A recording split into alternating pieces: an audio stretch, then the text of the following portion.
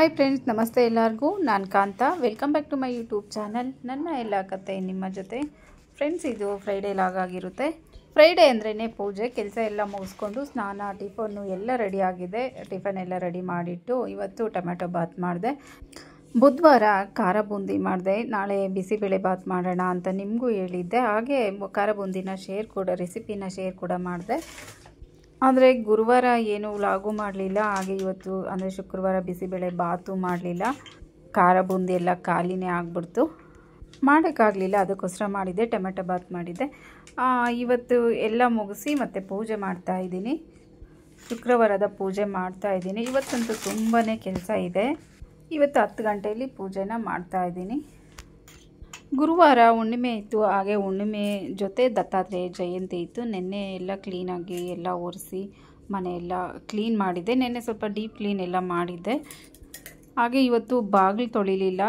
ನೆನ್ನೆದೇ ರಂಗೋಲಿ ಬಾಗಿಲೆಲ್ಲ ನೆನ್ನೆನೇ ಹಾಕಿದ್ದು. ಇವತ್ತು ಬಾಗಿಲು ತೊಳಿಯೋಕ್ಕೆ ಹೋಗಲಿಲ್ಲ, ಯಾಕೆಂದರೆ ಕ್ಲೀನಾಗಿತ್ತು. ನನಗೇನೋ ಬಾಗಿಲು ತೊಳಿಬೇಕು ಅನಿಸ್ಲಿಲ್ಲ, ಅದಕ್ಕೋಸ್ಕರ ತೊಳಿಲಿಲ್ಲ. ರಂಗೋಲಿ ಎಲ್ಲ ಹಾಗೆ ಇತ್ತು. ನೆನ್ನೆ ಸಿಂಪಲ್ಲಾಗಿ ರಂಗೋಲಿ ಹಾಕಿದ್ದೆ, ಅದು ಚೆನ್ನಾಗೇ ಇತ್ತು. ರಂಗೋಲಿನೂ ಸ್ವಲ್ಪ ಕೆಟ್ಟೇನು ಹೋಗಿರಲಿಲ್ಲ.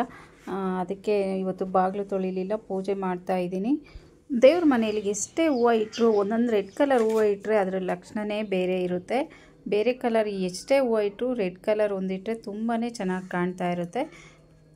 ಈ ಸುಗಂಧ ರೋಸ್ ಅಂತೂ ಲಾಸ್ಟ್ ವೀಕ್ ತೊಗೊಂಡಿದ್ದು ಮನೆ ದೇವ್ರಿಗೆ ಹೋಗುವಾಗ. ಇನ್ನೂ ಫ್ರೆಶ್ ಆಗಿದೆ, ತುಂಬಾ ಚೆನ್ನಾಗಿರುತ್ತೆ. ಆ ಫ್ಲೇವರ್, ಆ ಸ್ಮೆಲ್ಲೆಲ್ಲ ಚೆನ್ನಾಗಿರುತ್ತೆ ಅಂತ ನಾನು ಸ್ವಲ್ಪ ಇಟ್ಕೊಂಡು ಪೂಜೆಗೆ ಡೈಲಿ ಒಂದೊಂದು ಇಡ್ತೀನಿ. ವಾಸನೆ ಎಲ್ಲ ದೇವ್ರ ಮನೆಯಲ್ಲಿ ಚೆನ್ನಾಗಿರುತ್ತೆ ಅಂತ.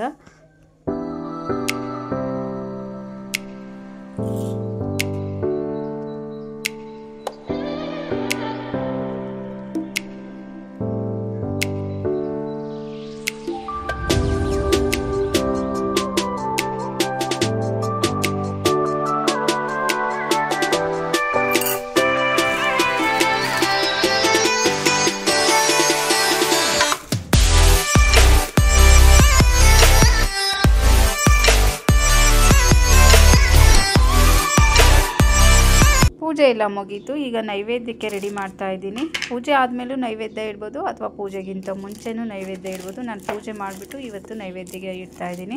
ಸ್ವಲ್ಪ ಅವಲಕ್ಕಿ ಮಿಕ್ಸ್ ಮಾಡಿ ಇಡ್ತಾ ಇದ್ದೀನಿ. ಅವಲಕ್ಕಿ ಬೆಲ್ಲನ ಈ ಥರ ಬೆಲ್ಲ ಸ್ವಲ್ಪ ಪುಡಿ ಮಾಡಿ ಇಟ್ಕೊಂಡಿರ್ತೀನಿ ಅರ್ಜೆಂಟಿಗೆ. ಈ ಥರ ಪ್ರಸಾದ ಅಥವಾ ಪುಳಿಯೋಗರೆ ಏನಾದರೂ ರಸಮ್ ಏನಾದರೂ ಮಾಡಿದಾಗ, ಇಡ್ಲಿ ಸಾಂಬಾರು ಅದಕ್ಕೆಲ್ಲ ಸ್ವಲ್ಪ ಹಾಕೋದಕ್ಕೆ ಅಂತ ಸ್ವಲ್ಪ ಪುಡಿ ಮಾಡಿ ಇಟ್ಟಿರ್ತೀನಿ. ಸ್ವಲ್ಪ ಅರ್ಜೆಂಟಲ್ಲಿದ್ದಾಗ ತುಂಬಾ ಯೂಸ್ ಆಗುತ್ತೆ ಇದಂತೂ. ಹಾಗೆ ಅದರ ಜೊತೆ ಸ್ವಲ್ಪ ದ್ರಾಕ್ಷಿ ಗೋಡಂಬಿನೂ ಇಡ್ತಾಯಿದ್ದೀನಿ. ಹಣ್ಣೆಲ್ಲ ಖಾಲಿ ಆಗಿಬಿಟ್ಟಿದೆ, ಅದಕ್ಕೋಸ್ಕರ ಇವತ್ತು ಅವಲಕ್ಕಿ ಪ್ರಸಾದನ ಇಡ್ತಾಯಿದ್ದೀನಿ. ನೈವೇದ್ಯ ಎಲ್ಲ ಇಟ್ಟು ಅಷ್ಟೋತ್ತರಗಳನ್ನು ಓದಿ ಮತ್ತು ಟಿಫನ್ ಮಾಡಿದೆ. ಪ್ರತಿ ಶುಕ್ರವಾರ ನಾನು ಅಷ್ಟೋತ್ತರಗಳನ್ನು ಹೇಳ್ಕೊತೀನಿ ಮಿಸ್ ಇಲ್ಲದೆ. ಹಾಗೆ ದಿನನಿತ್ಯದ ಪ್ರಾರ್ಥನೆಗಳು, ಸ್ತೋತ್ರಗಳು ಅದನ್ನೆಲ್ಲ ಸ್ವಲ್ಪ ಎಷ್ಟಾಗುತ್ತೋ ಅಷ್ಟು ಓದ್ತೀನಿ. ಈಗ ಪೂಜೆ ಎಲ್ಲ ಆಯಿತು, ಟಿಫನ್ ಮಾಡ್ತಾ ಇದ್ದೀನಿ. ಮೊನ್ನೆ ಖಾರ ಬೂಂದಿ ಮಾಡಿದ್ದೆ ಅಲ್ವಾ ಬಿಸಿಬೇಳೆ ಬಾತ್ಗೆ ಅಂತ. ಬಿಸಿಬೇಳೆ ಬಾತ್ ಮಾಡಲೇ ಇಲ್ಲ, ಮಾಡೋಕ್ಕಾಗಲಿಲ್ಲ, ಅದಕ್ಕೆ ಮಾಡಲಿಲ್ಲ. ಈಗಂತೂ ಖಾಲಿನೇ ಆಯಿತು. ಟೊಮೆಟೊ ಬಾತ್ ಜೊತೆನೂ ಅಷ್ಟೇ ತುಂಬಾ ಚೆನ್ನಾಗಿದೆ. ಮತ್ತು ಇದು ಟೊಮೆಟೊ ಬಾತ್ ಚಟ್ನಿ ಅಥವಾ ಮೊಸರು ಬಜ್ಜಿ ಏನೂ ಮಾಡಿರಲಿಲ್ಲ. ಖಾರ ಬೂಂದಿ ಜೊತೆನೇ ಟಿಫನ್ ಆಯಿತು.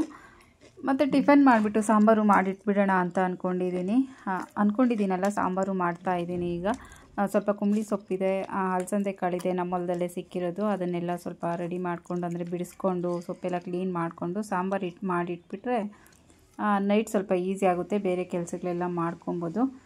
ಫ್ರೆಂಡ್ಸ್, ಎಲ್ಲ ನೋಡಿ ಅಲಸಂದೆ ಕಾಯಿ ಎಲ್ಲ ಸುಳಿದಿಟ್ಟೆ, ಇನ್ನೂ ಸ್ವಲ್ಪ ಇದೆ. ಈಗ ಎಷ್ಟು ಬೇಕೋ ಅಷ್ಟನ್ನು ಸುಳಿದು ಎಲ್ಲ ಬಿಡಿಸಿ ಇಟ್ಟಿದ್ದೀನಿ. ಹಾಗೆ ಸೊಪ್ಪನ್ನು ಅಷ್ಟೇ, ಕುಂಬಳಿ ಸೊಪ್ಪನ್ನು ಎಲ್ಲ ಕ್ಲೀನ್ ಮಾಡಿ ಇಟ್ಟಿದ್ದೀನಿ. ಕಾಯಿ ಎಲ್ಲ ಬಿಡಿಸ್ತಿದ್ದೆ ಅಷ್ಟರಲ್ಲಿ ರಕ್ಷಾ ಅವ್ರ ಕಾಲೇಜಿಂದ ಫೋನ್ ಮಾಡಿದ್ರು. ಅವಳಿಗೇನೋ ಹುಷಾರಿಲ್ಲ, ಕರ್ಕೊಂಡೋಗಿ ಬಂದು ಅಂತ, ಮಲಗಿಬಿಟ್ಟಿದ್ದಾಳೆ ಅಂತ. ಮತ್ತು ಅಷ್ಟರಲ್ಲಿ ಎದ್ನೋ ಬಿದ್ನೋ ಅಂತ ಕಾಲೇಜ್ ಹತ್ರ ಬಂದ್ವಿ.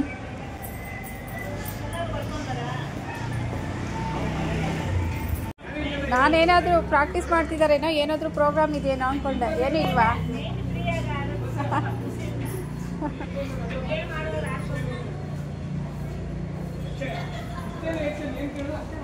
ಹೊಲ ಬೇರೆ ಕೊಯ್ಸ್ತಿತ್ತು, ಮಿಷಿನ್ ಬಂದಿತ್ತು ಹೊಲ ಕೊಯ್ಯೋದಕ್ಕೆ. ಮತ್ತು ಈ ರಕ್ಷಾ ಕಾಲೇಜಿಂದ ಬೇರೆ ಫೋನ್ ಬಂತು. ಒಂದೊಂದು ಸಾರಿ ಹಿಂಗಾಗ್ಬಿಡುತ್ತೆ, ಅಲ್ಲೂ ಮಾಡೋದಕ್ಕಾಗಲ್ಲ ಇಲ್ಲೂ ಮಾಡೋದಕ್ಕಾಗಲ್ಲ, ಹಂಗಾಗ್ಬಿಡುತ್ತೆ. ಮತ್ತು ಎಲ್ಲ ಕೆಲಸ ಬಿಟ್ಟು ಅದನ್ನು ಸೊಪ್ಪು ಕಾಯಿ ಎಲ್ಲ ಅಲ್ಲೇ ಬಿಟ್ಟು ಮತ್ತು ಕಾಲೇಜ್ ಹತ್ರ ಹೋಗಿ ರಕ್ಷಾನ ಕರ್ಕೊಂಡು ಬಂದ್ವಿ.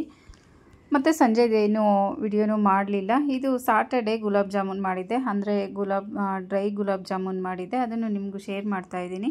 ಇನ್ನು ಡ್ರೈ ಜಾಮೂನ್ ಅಂದರೆ ಡೆಸಿಕೇಟೆಡ್ ಕೋಕೋನಟ್ ಪೌಡರ್ ಬೇಕಲ್ವಾ, ಅದಕ್ಕೆ ಅದನ್ನು ಮನೆಯಲ್ಲೇ ಮಾಡ್ತಾಯಿದ್ದೀನಿ. ಬನ್ನಿ ನೋಡೋಣ ಹೇಗೆ ಮಾಡೋದು ಅಂತ. ನಾನು 1 ಕಪ್ ಜಾಮೂನ್ ಮಿಕ್ಸ್ ತೊಗೊಂಡಿದ್ದೀನಿ. 1 ಕಪ್ ಜಾಮೂನ್ ಮಿಕ್ಸ್ಗೆ 1 ಸ್ಪೂನ್ ಚಿರೋಟಿ ರವೆನ ತೊಗೊತಾ ಇದ್ದೀನಿ. ನೋಡಿ, ಸಣ್ಣ ರವೆ ದೊಡ್ಡ ರವೆ ಎಲ್ಲ, ಚಿರೋಟಿ ಸಣ್ಣದು ಬರುತ್ತಲ್ಲ ಅದು. ಮತ್ತು 1 ಲೋಟ ಹಾಲು ತೊಗೊಂಡಿದ್ದೀನಿ. ಇಷ್ಟು ಬೇಕಾಗಲ್ಲ, ನೋಡೋಣ. ಇದನ್ನೆಲ್ಲ ಮಿಕ್ಸ್ ಮಾಡೋಣ, ಎಷ್ಟಾಗುತ್ತೋ ಅಷ್ಟು ಹಾಕ್ಬಿಟ್ಟು ಮಿಕ್ಕಿದನ್ನು ಹಾಗೆ ಇಡೋದು. ಕೈಯಲ್ಲಿ ನಾದಿ ಕಲಸೋ ಅವಶ್ಯಕತೆ ಇಲ್ಲ, ಸ್ಪೂನಲ್ಲೇ ಸ್ವಲ್ಪ ಮಿಕ್ಸ್ ಮಾಡಿಟ್ರೆ ಆಯಿತು. ನೋಡಿ, ಈ ಥರ ಸ್ಪೂನಲ್ಲೇ ಮಿಕ್ಸ್ ಮಾಡಿದ್ರೆ ಆಯಿತು. ಹಾಲು ಒಂದೇ ಸರಿ ಹಾಕಬಾರ್ದು, ನೋಡಿಕೊಂಡು ಸ್ವಲ್ಪನೇ ಹಾಕ್ಕೊಂಡು ಎಲ್ಲ ಮಿಕ್ಸ್ ಮಾಡಬೇಕಾಗುತ್ತೆ.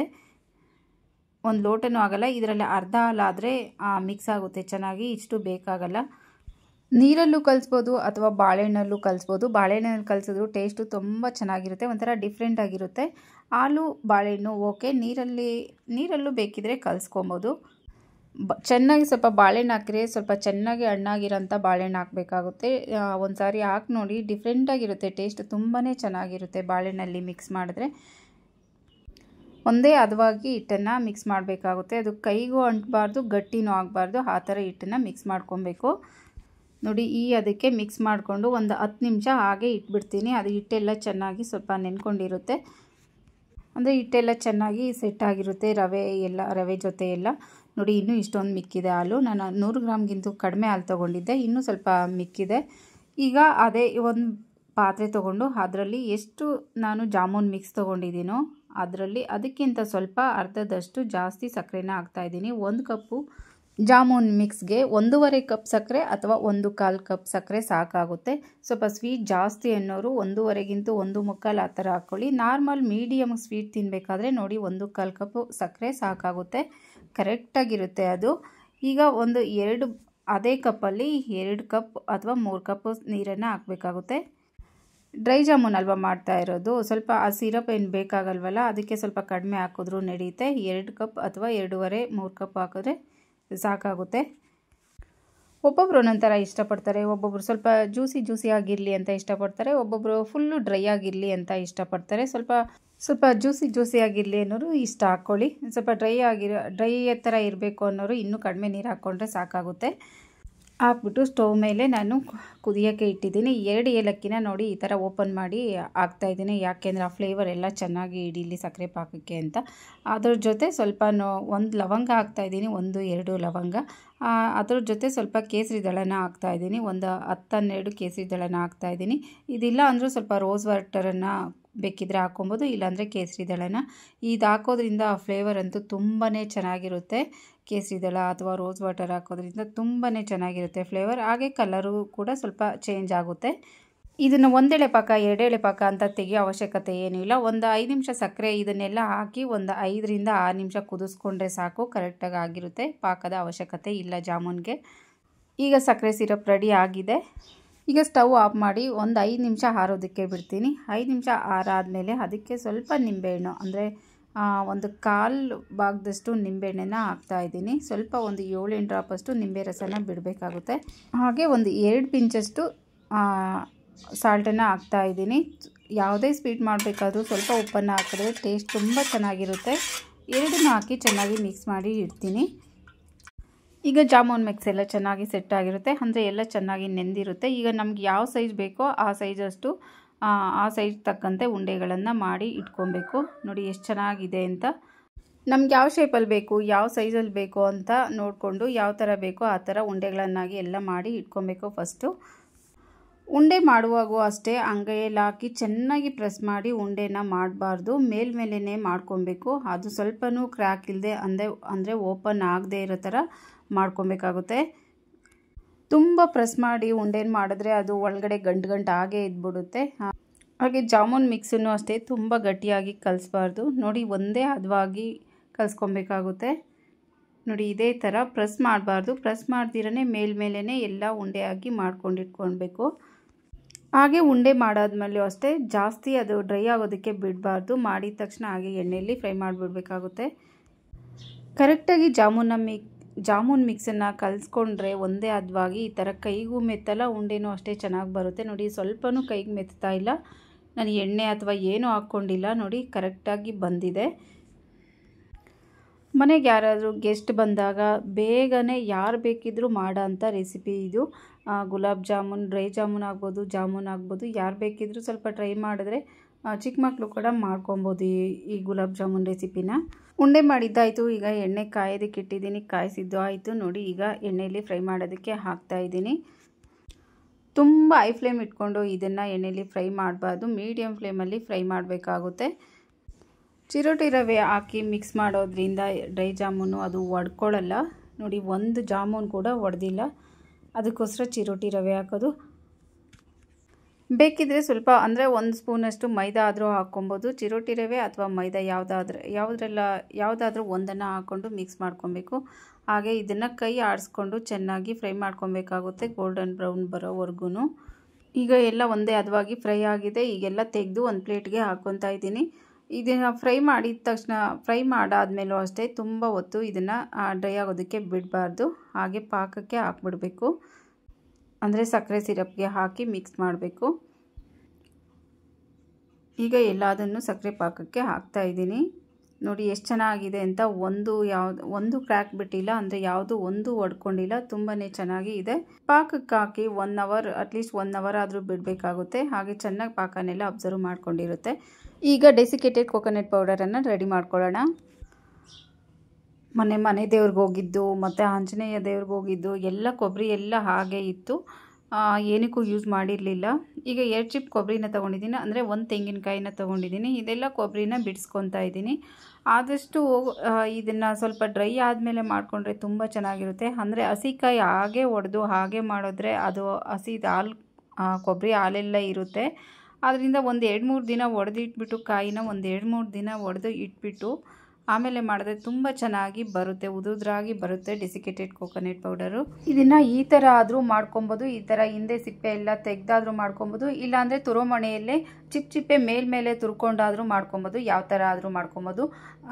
ಮೇಲ್ಮೇಲೆ ಚಿಪ್ ತುರ್ಕೊಳ್ಳೋದು ತುಂಬ ಈಸಿ ಆಗುತ್ತೆ. ಇದು ಈ ಥರ ತೆಗೆದ್ರೆ ಸ್ವಲ್ಪ ಕಷ್ಟ. ಈ ಥರ ಸಿಪ್ಪೆ ತೆಗೆಯೋದು ಈಸಿಯಾದ ಕೆಲಸ ಅಂತ ಏನೂ ಅಲ್ಲ, ಸ್ವಲ್ಪ ಹುಷಾರಾಗಿ ತೆಗಿಬೇಕು. ಸ್ವಲ್ಪ ಯಾಮಾರಿದ್ರೂ ಕೈನ ಕೊಯ್ಕೊತೀವಿ. ಈ ಥರ ಹಿಂದೆ ಎಲ್ಲ ಸಿಪ್ಪೆ ತೆಗೆದು ಸಣ್ಣದಾಗಿ ಪೀಸನ್ನು ಮಾಡಿ ಇಟ್ಕೊಬೇಕು. ಈ ಪೀಸನ್ನು ಮಿಕ್ಸಿಗೆ ಹಾಕಿ ಚೆನ್ನಾಗಿ ಗ್ರೈಂಡ್ ಮಾಡಿಕೊಂಡ್ರೆ ಆಯಿತು. ಡೆಸಿಕೇಟೆಡ್ ಕೋಕೋನಟ್ ಪೌಡರ್ ಮನೆಯಲ್ಲೇ ರೆಡಿ ಆಯಿತು. ಈ ಥರ ಗ್ರೈಂಡ್ ಮಾಡಾದಮೇಲೆ ಬಾಣಲಿ ಇಟ್ಟು, ಬಾಣಲಿಗೆ ಹಾಕಿ ಲೈಟಾಗಿ ಲೋ ಫ್ಲೇಮ್ ಇಟ್ಕೊಂಡು ಸ್ವಲ್ಪ ಡ್ರೈ ಫ್ರೈ ಥರ ಮಾಡಿಕೊಂಡ್ರೆ ರೆಡಿ ಆಗುತ್ತೆ. ಡೆಸಿಕೇಟೆಡ್ ಕೋಕೋನಟ್ ಪೌಡರ್ ಮನೆಯಲ್ಲೇ ರೆಡಿ ಆಯಿತು. ತುಂಬ ಫ್ರೈ ಮಾಡಿಬಿಡಬಾರ್ದು, ಅದು ಕಲರೆಲ್ಲ ಚೇಂಜ್ ಆಗಿಬಿಡುತ್ತೆ ಮತ್ತು ಒಂಥರ ಸೀದು ವಾಸನೆ ಬರ್ತಾ ಇರುತ್ತೆ. ಲೈಟಾಗಿ ನೋಡಿಕೊಂಡು ಫ್ರೈ ಮಾಡ್ಕೊಬೇಕಾಗುತ್ತೆ. ಕಲರು ಚೇಂಜ್ ಆಗಬಾರ್ದು, ಆ ಥರ ಫ್ರೈ ಮಾಡ್ಕೊಬೇಕು ನೋಡಿ. ರೆಡಿ ಆಯಿತು. ಎಷ್ಟು ಚೆನ್ನಾಗಿ ಕಾಣ್ತಿದೆ ಅಂತ. ಕಲರು ಚೇಂಜ್ ಆಗಿಲ್ಲ, ಹಾಗೆ ತುಂಬ ಉದುರುದ್ರ ಆಗಿದೆ. ಇನ್ನು ಸ್ವಲ್ಪ ಹೊತ್ತು ಬಿಟ್ಟರೆ ಇನ್ನೂ ಉದುರ ಆಗುತ್ತೆ. ಇದನ್ನು ಒಂದು ಏರ್ಟೈಟ್ ಕಂಟೈನರಲ್ಲಿ ಅಥವಾ ಜಾರಲ್ಲಿ ಹಾಕಿ ಸ್ಟೋರ್ ಮಾಡಿ ಇಟ್ಕೊಂಡ್ರೆ ನಾವು 1 ತಿಂಗಳು 2 ತಿಂಗಳು ಅಲ್ಲಿವರೆಗೂ ನಾವು ಯೂಸ್ ಮಾಡ್ಕೊಬೋದು. ಒಣಕೊಬ್ಬರಿಯಲ್ಲಿ ಮಾಡಿದ್ರೆ ಇನ್ನೂ ಸ್ವಲ್ಪ ಜಾಸ್ತಿ ಟೈಮೇ ಇಡ್ಬೋದು. ಇದು ಹಸಿ ಕೊಬ್ಬರಿ ಆಗಿರೋದ್ರಿಂದ ಸ್ವಲ್ಪ ಬೇಗ ಸ್ಮೆಲ್ ಬರೋದು ಆ ಥರ ಆಗುತ್ತೆ. ಆದಷ್ಟು ಬೇಗ ಅಂದರೆ 1 ತಿಂಗಳವರೆಗೂ ಅಂತೂ ಸ್ಟೋರ್ ಮಾಡ್ಬೋದು. ಈಗ ಜಾಮೂನು ಸಕ್ಕರೆ ಸಿರಪ್ ಜೊತೆ ಎಲ್ಲ ಚೆನ್ನಾಗಿ ಸೆಟ್ ಆಗಿದೆ ನೋಡಿ. ಎಷ್ಟು ಚೆನ್ನಾಗಿ ಬಂದಿದೆ ಅಂತ. ಒಳಗಡೆ ಗಂಟು ಏನೂ ಇಲ್ಲ, ತುಂಬಾ ಚೆನ್ನಾಗಿ ಫ್ಲಫಿಯಾಗಿ ತುಂಬಾ ಚೆನ್ನಾಗಿ ಬಂದಿದೆ. ಎಷ್ಟು ಚೆನ್ನಾಗಿ ಕಾಣ್ತಾ ಇದೆ ನೋಡಿ. ಈಗ ಕೋಕೋನಟ್ ಪೌಡರು ಕೂಡ ಸ್ವಲ್ಪ ಡ್ರೈ ಆಗಿದೆ ನೋಡಿ. ಇದು ಅಷ್ಟೇ ತುಂಬ ಚೆನ್ನಾಗಿ, ಕಲರು ಏನು ಚೇಂಜ್ ಆಗಿಲ್ಲ, ತುಂಬಾ ಚೆನ್ನಾಗಿದೆ. ಈಗ ಸ್ವಲ್ಪ ಕೋಕೋನಟ್ ಪೌಡರನ್ನು ಪ್ಲೇಟಲ್ಲಿ ಹಾಕ್ಕೊಂಡು ಜಾಮೂನ್ನ ಇದರಲ್ಲಿ ಓಡಾಡಿಸಿದ್ರೆ ಡ್ರೈ ಜಾಮೂನ್ ರೆಡಿ ಆಯಿತು. ಡ್ರೈ ಗುಲಾಬ್ ಜಾಮೂನ್ ರೆಡಿ ಆಯಿತು. ಫ್ರೆಂಡ್ಸ್, ಇವತ್ತಿನ ವಿಡಿಯೋ ಇದಾಗಿತ್ತು. ಈ ವಿಡಿಯೋ ನಿಮ್ಗೆ ಏನಾದರೂ ಇಷ್ಟ ಆದರೆ ಪ್ಲೀಸ್ ಒಂದು ಲೈಕ್ ಮಾಡಿ. ಹಾಗೆ ಯಾರೆಲ್ಲ ನೋಡ್ತಿದ್ದೀರೋ ದಯವಿಟ್ಟು ಸಬ್ಸ್ಕ್ರೈಬ್ ಮಾಡ್ಕೊಂಡು ಸಪೋರ್ಟ್ ಮಾಡಿ ಅಂತ ಕೇಳ್ತಾ ಇವತ್ತಿನ ವಿಡಿಯೋನ ಎಂಡ್ ಮಾಡ್ತಾ ಇದ್ದೀನಿ. ಮತ್ತೊಂದು ವಿಡಿಯೋ ಜೊತೆ ಸಿಗೋಣ ಅಂತ ಹೇಳ್ತಾ thank you. Thanks for watching.